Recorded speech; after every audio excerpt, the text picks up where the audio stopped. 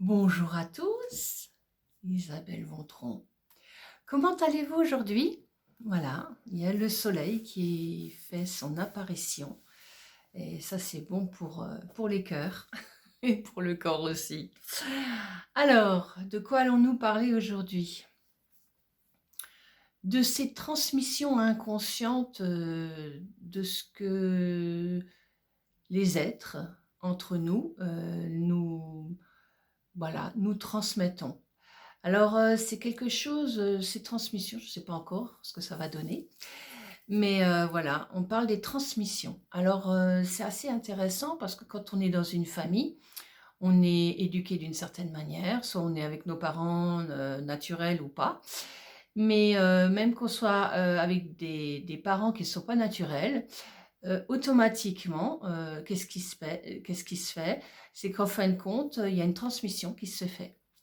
Alors bien sûr, il y a des codes de conduite, mais il y a aussi, des codes génétiques et ce qui est assez, intéressant, c'est qu'en fait de compte, ces codes génétiques, se transmettent même si les gens ne sont pas des mêmes, origines et pourquoi?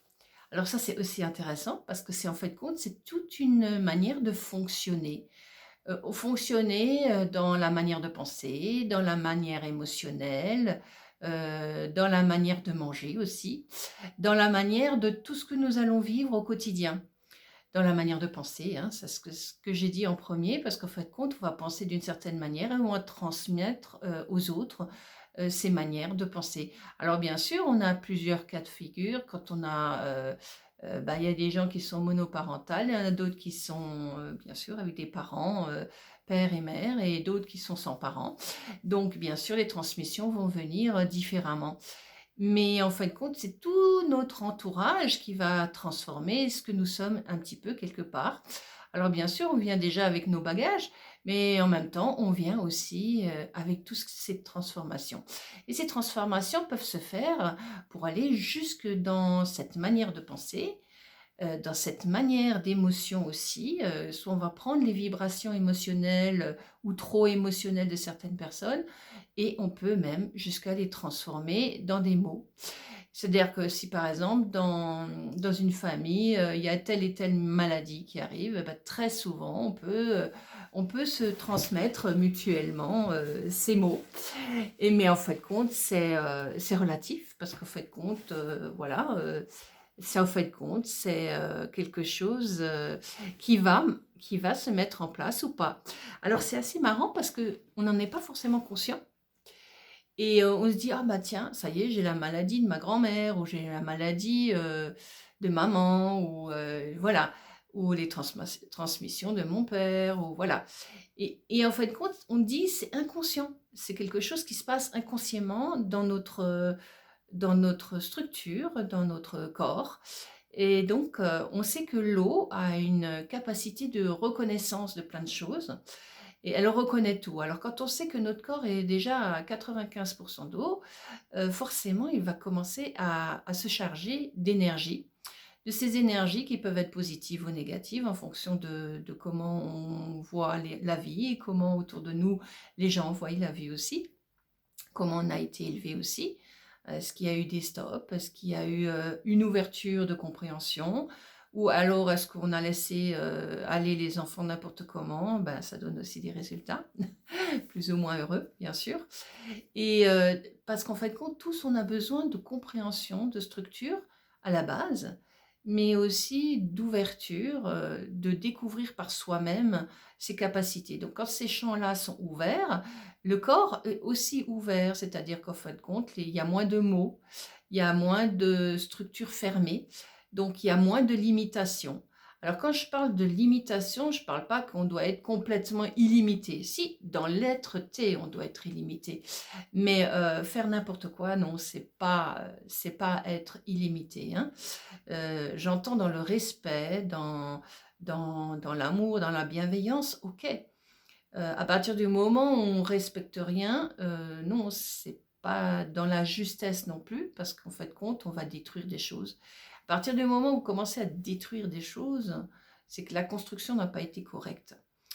Et donc quand il y a des comportements, qui sont aussi dans des émotions trop fortes, que ce soit de négation ou, d'émotion, et ben, c'est souvent des transmissions.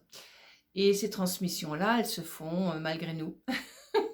Mais quand on commence à en prendre conscience, on peut se dire: «Bah, attends, limite-toi.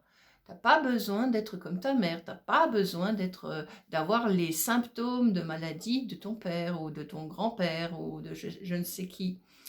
Parce qu'en fin de compte, non, on est soi et à partir du moment où on commence à conscientiser qu'on est soi et bien que les choses peuvent aussi se moduler en soi. Si on croit que ça vient de tierces personnes ou de tiers événements de la vie ou d'une vie passée même, hein, parce que les vies passées rentrent aussi en ligne de compte, ces vies passées aussi sont des mémoires. Et donc si ces mémoires sont trop imbriquées en soi, forcément elles vont ressortir. Que ce soit des mémoires familiales ou que ce soit des mémoires de vie passée, elles vont être imbriquées. Ça veut dire que les schémas de construction n'ont pas été compris et qu'il faut les libérer. Alors très souvent, on ne le sait pas, on ne comprend pas. Mais quand on a commencé à comprendre que quelque chose se passe en nous qui ne nous appartient pas, c'est là qu'on peut commencer à remédier à la chose. C'est là qu'on peut commencer à s'ouvrir d'une autre manière à comment évacuer ces toxines, comment évacuer cette manière de fonctionner qui en fin de compte a été là depuis X temps et qu'à présent, ben, on a la possibilité, quand on rentre dans une certaine intelligence conscience, de pouvoir éradiquer. Alors ça ne veut pas dire qu'on va tout éradiquer, mais parce qu'il y a des maladies qui sont nécessaires pour être guéries de quelque chose, et il y a des maux qui ne sont pas nécessaires, qu'on peut justement vidanger, nettoyer, évacuer. À partir du moment où on commence à penser différemment, et bien sûr qu'on ne réagit plus à l'émotionnel aussi fort. Et c'est ces changements-là, ces capacités-là qui existent en l'être humain, à partir du moment où il en prend conscience. S'il n'en prend pas conscience, il continuera dans son schéma de construction, il continuera à s'enfermer de plus en plus dans ses mots et dans ses créations, parce qu'il n'a pas saisi la capacité de son organisme, de sa structure, de son énergie éthérique, donc ce qui n'est pas visible, de pouvoir transformer tout cela. Parce qu'en fin de compte, on a des champs énergétiques. On parle de champs énergétiques pour dire qu'en fin de compte, autour de soi, on a encore ces champs qui sont beaucoup plus larges. C'est pour ça qu'ils s'impriment de plein de choses qui ne nous appartiennent pas. Et des fois, ils retiennent certaines choses qui ne sont pas nécessaires. Et plus on s'imprime de certaines choses, plus on va déclencher certains mots. Et c'est marrant parce qu'en fait de compte, il y a aussi une manière de manger. Si par exemple, je sais pas, il y a des gens par exemple qui vont à table et ils sont tout le temps obligés de se lever, de bouger, de sauter, de machin. Bien sûr, ce sera souvent la mère de famille, mais pas forcément. En fait de compte, c'est ce qu'elle a vu, c'est ce qu'elle croit qu'elle doit faire. Mais en fait de compte, on peut très bien tout mettre sur table et rester à table jusqu'à ce qu'on ait fini. Mais non, il y a certaines personnes qui ne conçoivent pas les choses comme ça, donc elles vont sauter, tout le temps, elles vont se lever et gesticuler. Et puis vous en avez d'autres, ben, vous allez voir qu'ils vont manger avec une vitesse parce qu'en fait de compte, ils ont vu, des gens autour d'eux, manger vite, donc ils vont aller, au même rythme, à la même cadence. Ou alors depuis leur enfance, ils ont vu, qu'il fallait se dépêcher pour manger. On avait tant et tant de temps, donc il fallait se dépêcher, donc c'était des habitudes. Ou alors, au contraire, on disait, «Prends ton temps, mange tranquillement, même si nous on a fini et que tu as pas fini, bah, tu peux prendre ton temps». Et donc, là aussi, il y en a qui vont, prendre vraiment le temps de déguster les choses et donc dans leur structure, ça va aussi changer, ça va changer l'état. Ce n'est pas, c'est-à-dire qu'un repas devient, quelque chose de bienveillant et non pas un stress. Parce que pour la plupart des gens, manger, c'est une nécessité parce que sinon on va se sentir mal ou qu'on va manquer, d'énergie, de force et de vitalité. Mais en même temps, pour certains, eh ben, c'est un stress. Manger, il faut manger vite, il faut que ce soit vite réglé. On passe vite à autre chose parce qu'on a d'autres choses à faire, on ne va pas perdre de temps à ça. Et bon, là je donne des exemples, hein, mais dans toutes les choses de la vie, Quand on commence à réaliser qu'on est pris dans des schémas de construction multiples, et oui, c'est vrai que c'est difficile de voir tout, mais quand on commence à se rendre compte comment on mange, comment on voit la vie, qu'est-ce qui traverse notre pensée, pourquoi on croit encore que c'est la faute d'un tel ou d'une telle, pourquoi est-ce que ces mots sont là? Ben, quand on commence à se dire, mais pourquoi ces mots sont venus là maintenant? Eh ben, peut-être que c'est aussi tout un schéma de construction que vous avez mis en place depuis des années, ou des événements qui se sont produits peu de temps avant. Mais au fond de vous, vous avez déjà mis quelque chose pour éradiquer une sensibilité que vous avez. Par exemple, ah, on va être près des fêtes, il faut absolument que je perde un petit peu de poids parce que sinon je vais encore gonfler plus ou je vais grossir encore plus avec les fêtes. Donc, bah, il y a des gens, ils vont tomber malades, c'est tout simple. Et quand ils tombent malades, qu'est-ce qui se passe? Eh ben, ils vont pas manger parce qu'ils sont malades. Donc, automatiquement, inconsciemment, ils ont mis en place quelque chose où je ne veux pas prendre trop de poids parce que les fêtes vont arriver. Et ben voilà, alors je vais me faire une petite grippe, hein, ou je vais me faire une petite bronchite et comme ça, je ne pourrai pas avaler facilement les choses et je mangerai moins.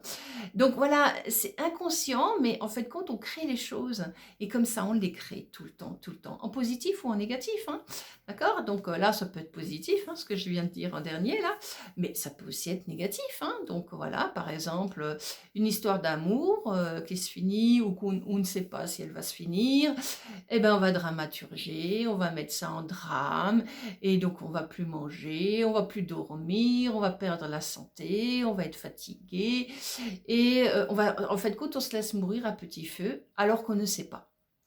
Et puis même si on sait, bah, peut-être quelque part, peut-être que c'est juste, peut-être que c'est maintenant que ça doit finir, mais on n'a pas à se détruire à cause de tierces personnes. Par exemple, on a un parent dont on doit s'occuper tout le temps, et ben, il nous bouffe l'énergie parce qu'en fait compte, il est vorace. Et ben, oui, il est vampirique quelque part, mais parce qu'il a besoin de vous. Donc voilà, ok. Et vous, vous allez donner les choses d'une certaine manière avec lourdeur. Donc c'est fatigant, c'est épuisant. Donc déjà, chaque mouvement que vous allez faire est déjà épuisant parce que vous devez le faire. Et donc c'est vrai qu'on ne fait plus forcément tout avec plaisir parce que c'est très lourd, parce que c'est invasif, que c'est quotidien. Mais si on le prenait avec plus de neutralité, bah, je suis sûre que vous seriez moins fatigué et qu'au contraire, ça serait assez neutre. Les choses seraient faites avec plus de facilité et moins de lourdeur et du coup, le poids de l'autre serait moins lourd aussi à porter et peut-être même à déplacer parce que vous l'avez mis avec une autre conscience.